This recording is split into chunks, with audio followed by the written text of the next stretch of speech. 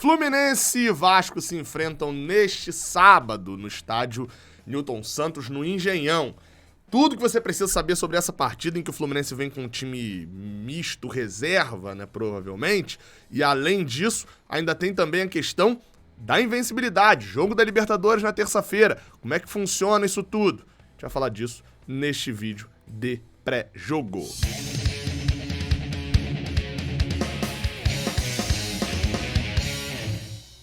Seja bem-vindo, você guerreiro de todo o Brasil, de todo mundo. Aqui é o canal Raiz Tricolor, eu sou o Gabriel Amaral, eu sou jornalista por formação e sou tricolor de coração. Deixa o seu like aqui embaixo se você gostar desse vídeo, se inscreva aqui no Raiz Tricolor se você gostar do canal e comente aqui embaixo a sua opinião sobre essa partida em relação a resultado. Quer saber de resultado também? OneFootball, aplicativo que cobre Fluminense, tem notícia, tem todos os resultados da temporada, inclusive tem lá histórico de vitórias do Fluminense, dá pra você saber quanto foi qual foi o placar, né, de todos os últimos Fluminense e Vasco dessa história recente do clássico. O link tá aqui na descrição, baixa lá que você vai dar uma moral. Bem, Fluminense e Vasco, confronto de número 100 não. Confronto esse que já ultrapassa os 300, né, na verdade. São 365 confrontos até hoje, 75 confrontos, esse é o confronto de número 376 entre Fluminense e Vasco, são 120 vitórias nossas, 107 empates e 148 vitórias do Vasco. Exatamente, você não ouviu errado não, 148 a 120. Provavelmente, nesses 375 jogos de clássico, né, que a gente tem com o Vasco, e a gente passou nesse ano e aumentou muito a diferença do Vasco com o Fluminense por causa das sequências absurdas que a gente teve de freguesias para eles. Independente de qualquer coisa, é hora da gente bater 6 jogos sem perder para eles, né? Lembrando que é provável, inclusive, que se a gente ganhar o jogo de hoje contra o Vasco, ou até empatar mesmo, mas, enfim, ganhando, a gente passe 3 anos e meio sem perder pro Vasco, porque é bem provável que a gente só volte a enfrentá-los no Carioca do ano que vem, já que estão na Série B. Jogo de hoje é às 17 horas e terá transmissão exclusiva pela Full TV Play ou pelo, né, streaming da FERJ, né, o pay-per-view da FERJ. Mas aqui no Raiz Tricolor estarei no Engenhão e você vai poder acompanhar aqui no Raiz Tricolor. Qualquer lugar que você for botar aí pra assistir o jogo, ouve a narração aqui do Raiz Tricolor e vem interagir com a gente na narração com o melhor som de torcida, a melhor conversa sobre Fluminense. Beleza? Então vamos embora pra falar desse jogo agora, né? Bem, e a gente começa falando sobre por que esse jogo é importante. Acho que eu não preciso destacar que é óbvio que é porque ele é clássico, né? Fluminense e Vasco, como eu falei, a gente vem de um histórico ruim recente contra eles, que fizeram eles abrirem essa diferença de 28 jogos, mas o histórico recente, ele é de invencibilidade em clássicos do Fluminense. No geral, a gente não perde nenhum clássico desde maio do ano passado, quando perdeu a final do Campeonato Carioca pro Flamengo, ou seja, pode passar um ano aí sem perder clássico praticamente, e não perde pro Vasco desde julho de 2019, vou relembrar mais desse jogo lá na frente. Por quê? Nesse período jogamos 5 vezes contra eles, 3 empates e 2 vitórias. Então assim, vale pra manter essa invencibilidade contra o Vasco diretamente, vale pra manter inclusive a invencibilidade geral. O Fluminense, se vencer o Vasco hoje, não é só a invencibilidade, é a sequência de vitórias, chegará a 9 vitórias seguidas. 9 vitórias seguidas vai ser a sequência que o Fluminense vai ter vencendo o Vasco hoje, né? Ao todo, esse é o jogo da 9ª rodada, né, do Campeonato Carioca. Foram 8 vitórias pelo Carioca e 1 pela Libertadores. Então chegará a 10ª, perdão, né? A 9ª vitória seguida, que a gente não alcança, ó, no 10º jogo da temporada, a 9ª vitória seguida, não alcança desde 1950 e alguma coisa, acho que 59, se eu não me engano. Então é um recorde inacreditável que a gente pode bater com 9 vitórias seguidas. Agora, o jogo, tirando o contexto clássico, tirando todo o contexto, o jogo em si, pro Campeonato Carioca, tem uma importância muito pequena, assim. Porque mesmo se a gente perder, o Vasco passa a gente, o Flamengo, se ganhar na rodada, também passa a gente cai pra terceiro, mas ainda tem o Flamengo e Vasco. Então a gente ganhando do Resende e do Boa Vista nas últimas 2 rodadas, a gente passa pelo menos em segundo, já tendo a vantagem do empate na semifinal, que é o mais importante agora dessa etapa. Então pro Campeonato Carioca, esse é um jogo que importa de muito pouco pro Fluminense, mas o fator clássico faz com que se torne um jogo extremamente relevante. Mas, dentro de campo, a relevância, claro, é menor que a de terça. E a gente fala disso aqui no Bola em Campo. Isso porque o Fluminense vai escalar um time muito provavelmente alternativo. O quão alternativo será esse time? Não sabemos. Dessa vez, Abel Braga não mandou a campo uma escalação provável no treinamento. E aí, os repórteres que normalmente trazem a notícia sobre escalação não conseguiram ter acesso dessa vez. Então, eu vou colocar aqui do lado um time provável ali dentro do que especulou o GE, tá? Depois eu faço algumas mudanças. A gente vai com Marcos Felipe, goleiro, no gol provavelmente. A gente entra com Calegari na ala direita ou com Samuel Xavier. Muito provável, na verdade, eu até coloquei errado aí, perdão. Muito provável que não seja Calegari, e sim Samuel Xavier. Tô até acertando aqui no famoso ao vivo, né? Pronto, agora sim, tá aí, ó.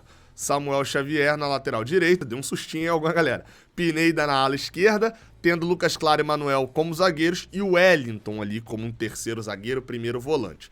Você ainda teria Nathan e Martinelli com Caio Paulista, a ressurreição de Caio Paulista.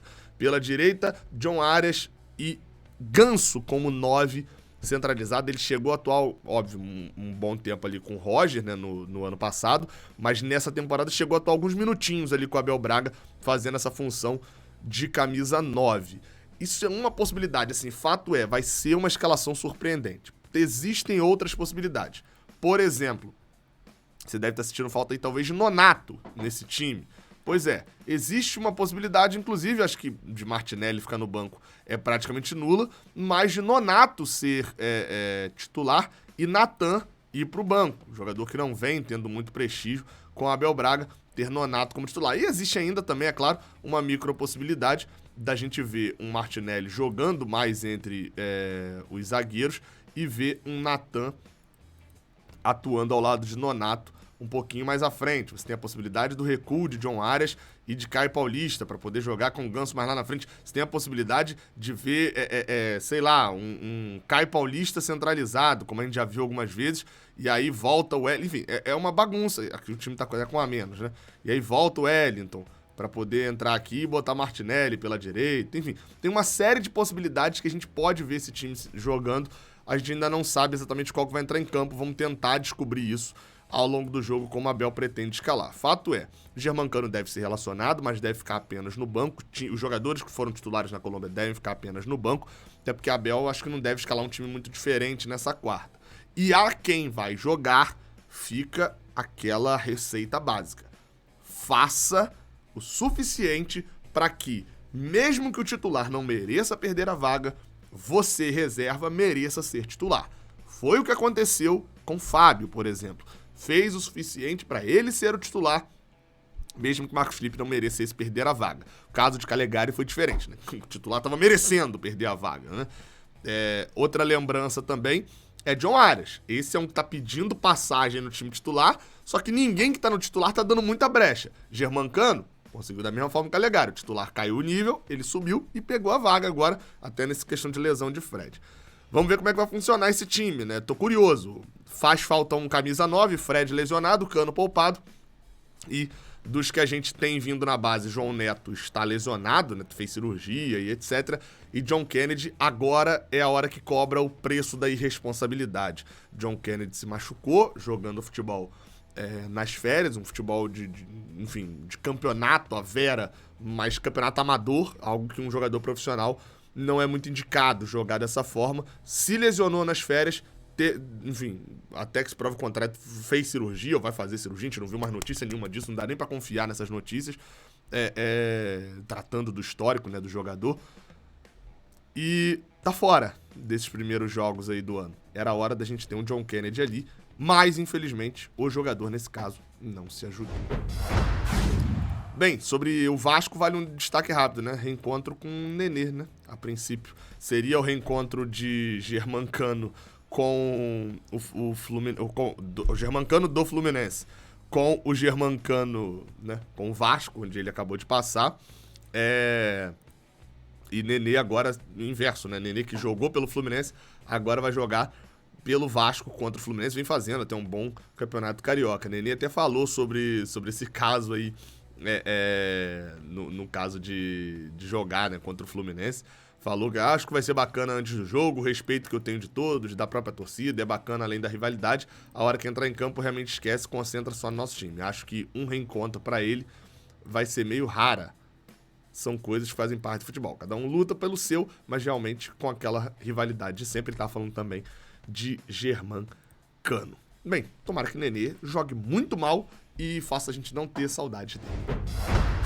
A arbitragem da partida será feita pelo senhor Bruno Arleu de Araújo. Precisamos falar sobre a arbitragem nesse jogo. Eu não acho nem o Bruno Arleu um árbitro ruim, não, tá? Lembrando que nesse jogo tem VAR. Mas ele foi o árbitro que apitou, e vocês vão entender a dimensão disso, um Vasco e Fluminense em 2019. Sabe a última derrota do Fluminense? Foi o Bruno Arleu que apitou em 2019, em julho de 2019, aquele gol que o Fluminense abre o placar, faz 1x0 com o Pedro, olha que momento, né? Que época, quanto tempo faz isso? O Vasco empata e vira o jogo dentro de São Januário, um jogo às 11 da manhã. O Fluminense teve 2 expulsos naquele jogo, Digão até merecidamente expulso, e depois Frazan, num lance que pra mim, exagerado o cartão vermelho, o jogador do Vasco estava bem distante do gol e nem foi uma falta violenta de Frazan, ele exagerou e foi um dia, assim, com muita contestação de arbitragem, uma péssima atuação do Fluminense, mas uma contestação muito grande de arbitragem por parte do Fluminense. Vocês terem noção do que resultou depois daquele jogo. Foram 11 clássicos em competições da CBF, né? Tirando os clássicos carioca, quem define é a Ferres. 11 clássicos depois daquilo. Pode procurar e você não vai achar nenhum árbitro carioca apitando clássico depois desse caso do Bruno Arleu em Vasco e Fluminense. Nenhum. Todos. O seguinte, por exemplo, foi uma derrota pro Flamengo, também com confusão de arbitragem, um pênalti não dado pra eles, uma expulsão de Pablo Mari, que deveria ter acontecido e não aconteceu, mas tudo isso por Anderson Daronco, e não pelo caso do Fluminense, de um árbitro do Rio de Janeiro, um árbitro fluminense. Então assim, e tem um outro número também, né? Foram 11 clássicos. Desde que aconteceu esse caso aí, só árbitros de fora, né? Nesses 11 clássicos em competições da CBF, o Fluminense só perdeu 2 vezes. Espero que o Bruno Arleu faça uma arbitragem digna nessa partida e que não seja digna de um campeonato carioca, que seja digna de uma competição que realmente vale a pena. Bem, estarei lá no Engenhão, como eu falei, vou estar lá, pré-jogo começa aqui cedo e etc. E tem pré-jogo no Canal 20 também a partir de 10h30 da manhã.